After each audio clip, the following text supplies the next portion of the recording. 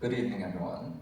I'm sure you've heard of this friend, and this friend, and well, this guy, and maybe all of these guys, right? Large language models, or LLMs, they're everywhere. We see them in education, we see them in the workplace, and we see them even in consumer interactions, right? It's also in academia, where they're surging in popularity. In 2020, we explored the transformer architecture, and then we did some model comparisons, and now we're even teaching them how to reason. One thing you'll notice is that from 2023 to 2025, there was a big surge, right? That was actually ChatGPT 3.5. I'm sure a lot of you will be familiar. In November 2022, it caused a great acceleration in the interest of LLM-related research. Now, what are the specifics of some of this research? There's been a lot, especially in healthcare. People are looking into how can we use chatbots to help people quit smoking? How can we use chatbots to help people start exercising, eat healthily? There are also lots of business applications, especially in marketing. I'm sure all of you have somewhere, somehow interacted with a customer service chatbot, right? But however, there is a gap in this research. Financial literacy, right? And you think it's strange because financial literacy is such an important point within our lives, but there's actually very little research on chatbots for financial literacy. And why is financial literacy so important? Well, most of us don't actually have a formal pathway to learn about it, right? We learn about it through our parents or word of mouth, but some people, they don't really have the luxury of that environment. And these are people that you see every day. Migrant workers, right? Migrant workers come from foreign countries and they work really hard to support their families back home. They send money back every month, they labor away, but without financial literacy, it's difficult to achieve that kind of financial support. It makes it so that they might waste money in certain ways or they're not efficient with their spending. And allow me to explain some more of the hurdles that they face. Okay. These are from primary research, and I've interviewed a lot of migrant workers and I've talked to a lot of them, and here are some of my findings. One, quite a few of them have a gambling or alcohol addiction. This means that they're spending money on temporary reliefs from the pain of, well, their work life. It's very strenuous, it's very stressful, and so a lot of them turn to gambling or alcohol. Two, difficulty expense tracking. When talking to migrant workers, I would often ask them, do you track your expenses? Do you know where the money is going to? Do you have any categories of spending? And a lot of them either don't, or they do it, but they don't take action after doing it. Lastly, infrequent financial goals. A lot of us, we probably have a goal of some sort, right? I want to save $500 for my new computer. Okay, that's a really bad computer. Or I want to stop spending so much money on Grab this month, right? But a lot of these migrant workers, they don't actually set financial goals. And so therefore it's hard to keep track of your financial direction in a sense. And so what we wanted to do is we wanted to help them. We wanted to create a solution, right? One important part is that it had to be a knowledgeable friend or pal. Now what does that mean, right? We wanted someone that was a companion, something that was a companion in some sense. Something that the migrant workers could turn to, they could talk to when they were feeling stressed, or they were feeling like they had a financial worry and they had to get it out, they had to vent. But it also had to be knowledgeable enough to address any financial queries they might have. Secondly, it had to have extensive functionality. As mentioned previously, we want a solution that can help them track expenses or set goals. Lastly, the solution has to be scalable. If you look around the internet, I'm sure you'll find a lot of solutions that are implemented on a community level. The issue is that to scale these up, and these are often workshops or courses, you need a ton of manpower and a ton of man hours, which most of the time isn't very realistic, especially for a lot of nonprofit organizations. So that led us to our research question. In conversational AI, such as ChatGPT, we utilize to help migrant workers enhance their financial literacy. Now, before I get into how we went about addressing this question, I'm going to explain why I keep using the word we, because there's a team of us. And let's start with my professor, right? Professor Andrew Ko, a mentor I'm deeply grateful for. He's someone who helps us with anything and everything. Technical aspects, co-creation, co-designing, examples, right? Another one is Caroline, our experimental designer. She's in charge of making sure our focus group discussions go well and that they're fruitful. After that, we have Dexter. Now, Dexter is actually from last year's team, but scrolling through our photos, this was the only semi-professional looking one I could find, and unfortunately he isn't here, so. But, it's true, we did build on his work, so he deserves acknowledgement too, And Woos, my technical architect, he helps with the coding of the chatbot, while the technical infrastructure is done by him. Gigi, she does systems testing. She ensures that our chatbot is free from bugs, that we've covered all of our edge cases. And lastly, we all know that making a chatbot is a lot of work, and that's why you have two technical architects. So I'm the other one. And so how do we go about this, right? We started with relationship building. In around August 2024, last year, we headed down to the Migrant Worker Center at Boon Lay to meet some of the migrant workers there. They were attending a DBS digital banking workshop. We got to know their names, we got to know some of their language. For example, Vanakkam means hello in Tamil, and we also got to understand the professions. Some of them were working in IT, some of them were working in construction, and some of them were building designers. Following that, we then explained our project to them. We told them why financial literacy is important and what exactly is an LLM. We even got them to download ChatGPT on their phones and try it. Surprisingly, despite being very unfamiliar with the technology, they were very receptive and excited to try it out. The month after that, we went to Universal Studios. I know, it's awesome, right? And we spent the entire day there just going on rides, queuing for food together as a pure relationship building activity. I think the saddest part is that no one wanted to go on human or Cylon with me. So I went alone. And in December of 2024, that's when we had our first focus group discussion. We invited a bunch of migrant workers to come down to Botanic Gardens and have a picnic. That's when we asked them about what were some of the day-to-day lifestyles and what are some of their financial habits. For example, which app do they use the most? Do they track their expenses, etc. Come February 2025, this year, this is when we did our second focus group discussion. This discussion was more focused around their aspirations. What is it that they want to do on a very high level? Some of them want to finance the children's education. Some of them want to build a house back in India. And we also got to understand on a granular level their interactions with an LLM. What do they like? Do they like using their voice? Do they like texting? What are the problems they face when using a chatbot in general? Now, of course, there are many more interactions to come. In fact, tomorrow, I'm actually going to meet some migrant workers here in SMU, and we're going to have our third focus group discussion. But for now, I want to talk a bit about what have we learned from this entire timeline. Some of our key learnings. The first one is that they use WhatsApp. When we prompted them, what app do you use the most on your phone? It was almost unanimous. They all told us that it was WhatsApp. In fact, I remember a couple of them mentioned that if I get a notification that's not from WhatsApp, I don't check it. I don't look at it. So that gave us the clue that our chatbot had to be on WhatsApp. The conversational interface, the medium, it just had to be WhatsApp. The next one is that the chatbot should be multilingual. A lot of migrant workers, they primarily speak English or Tamil, or a mix of both. But the issue is that they have varying levels of literacy in both languages. So that gave us the clue that our chatbot should be able to input and output both languages. Lastly, the chatbot should use the word brother or buddy. Now I know you guys are thinking, what is he on, right? But there's a point. Brother or buddy is actually how the migrant workers will refer to each other. They'll be like, hey brother, have you finished this? Hey brother, the building is gonna fall down. And so, through that, we wanted to be relatable. We wanted the chatbot to be personal in a sense. And that goes back to that point about making a companion, right? So we made the chatbot use these terms.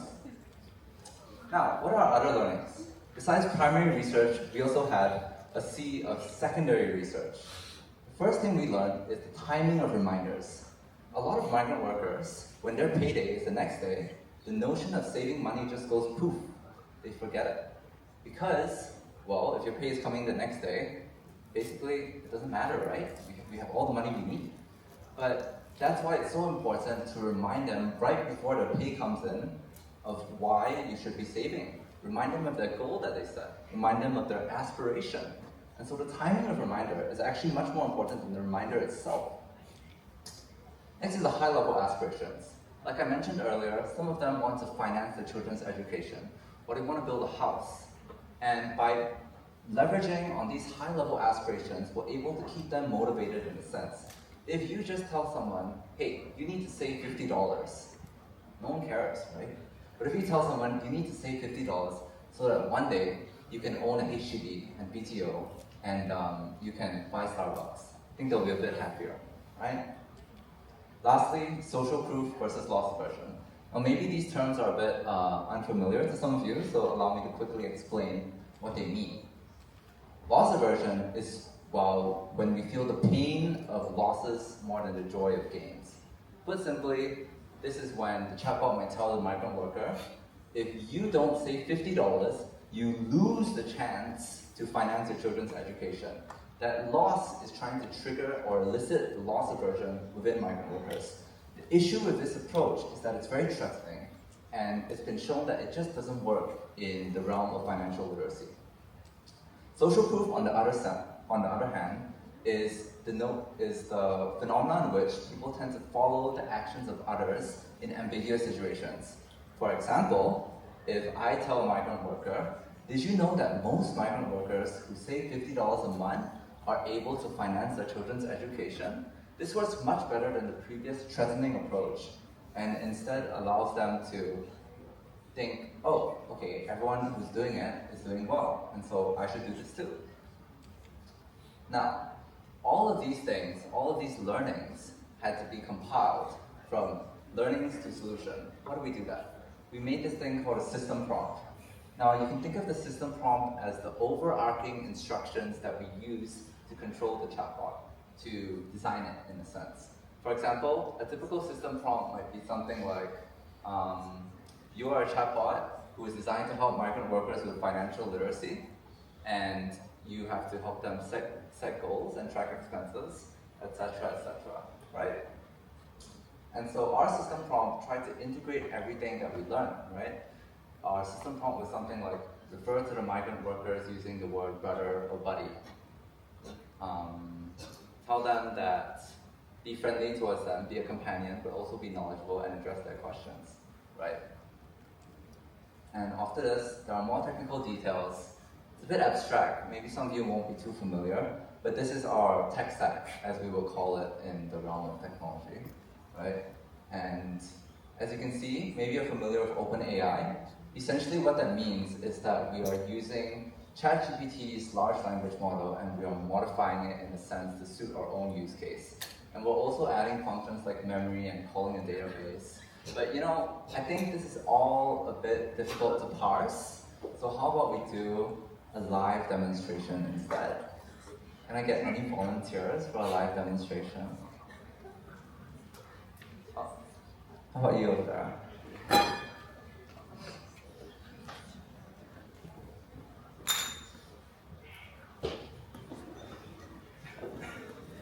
Can I have your name, please? Hi, I'm Shannon. Okay, so Shannon here will help us better understand what exactly this chatbot is doing. So Shannon, could you please just say hi or hello? Anything. Right? And it takes a bit to respond, so we gotta be a bit patient. But yeah, hello buddy. See? The word buddy. Could you please tell me your name? So we start off by trying to understand, who is this migrant worker? Who's talking to us, right? And another thing you'll notice is that it uses emojis. It tries its best to be very friendly so that migrant workers find it approachable, right? Now, here comes the multilingual function, right? Hello Shannon, is English okay? And then it also outputs a Tamil output, right? So it's asking you which language you prefer, which is great for the migrant workers who either are good at English or good at Tamil and they have a preferred one, right? English is okay. Now, the next thing you'll notice is that the chatbot is trying to understand your expenses. It's trying to understand what you usually spend money on, right? So this could be anything. Transport, lipstick, I don't know. What do you guys spend money on? I usually spend it on my food, a lot of money on food. Sometimes I spend money on face wash, because I have a good skincare routine, you know. Yeah, you can spend money on anything, right? So whatever you say, it will process that, and the next thing it wants to do is to help you start to set goals and reflect on your own. So you see, makeup and hair, that's cool. Which of these is hardest to manage? Where do you think you could save money? It's trying to help you reflect on where you're spending too much, and thereafter set some kind of financial goals. And once again, you see, it's still using a bunch of emojis. It's trying to be relatable and cool and friendly in a sense, right? And now you see, it's even suggested an example goal. Would you like to try saving $20 on makeup this month? You can say, that's too much, right? There's no way. I need to buy my Maybelline line, right? No way, right? And so, let's see what it says. How about setting a limit of 50, right? So it reframes its goal for you and tries to help you set maybe a more realistic goal or an easier goal, but it's really encouraging and it's not being judgmental, right? So let's just say, okay, fine, whatever. What's the limit? $50 this month, right? And let's see what it says. Okay, it's going to record down your goal, and see, I've saved your goal to limit $50 on makeup this month. Let's work on this together, Shannon. But maybe you messed up, made a big boo-boo, right? Let's say we spent $100 on makeup. I just spent $100 on lipstick, right? Or on eyeliner. I don't know what products you guys like to use. Blush, concealer, anything, right? I accidentally spent $100. Yeah. And now we get to the tracking expenses part, where it will track your expenses. So, oh no, Shannon, it's okay. Mistakes happen. You know, it's not an issue, right? But let's try to stay within the $50 limit next month, you know? And so, then you see after that it says, brother, I've recorded your expense. Keep tracking to reach your goals, right? I mean, we're trying to be non-judgmental. And so this is actually programmed into the chatbot as well, to be as non-judgmental as possible, right? And so we can say something like, okay, fine, let's try again, right? And you'll see from there that it's gonna be like encouraging in a sense. So all of these outputs are shaped by some sense through what I told you about earlier, the system prompt. And we've made very elaborate text to make sure that it is encouraging, it helps you track your goals, it helps you track your expenses, etc., etc. And I think this is fine. I'll need you to stay up here for a moment, but I just want to conclude in a sense. And you can see from here that our solution is not just purely theoretical. It has been applied, it has been created, and it's actually being tested right now with the migrant workers, and we are getting their feedback on it, right? And the thing is, if you guys really want it, there's a number you can message, and if you message that number on WhatsApp, you guys could use this too. So it's a real thing, right?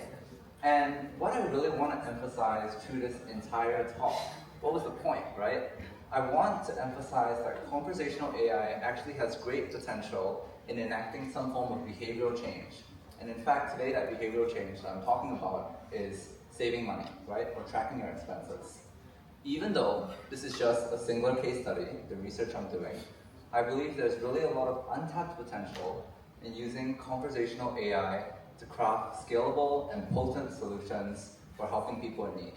In fact, I encourage you, today, when you go home, take out ChatGPT or Cloud or Gemini or whichever LLM you use and give it some kind of system prompt, right? Message it saying, you are a chatbot that needs to help me spend less money on makeup every month. Help me track expenses and set goals. And look at what it does for you. And maybe after you try it, you'll agree with me too. Thank you.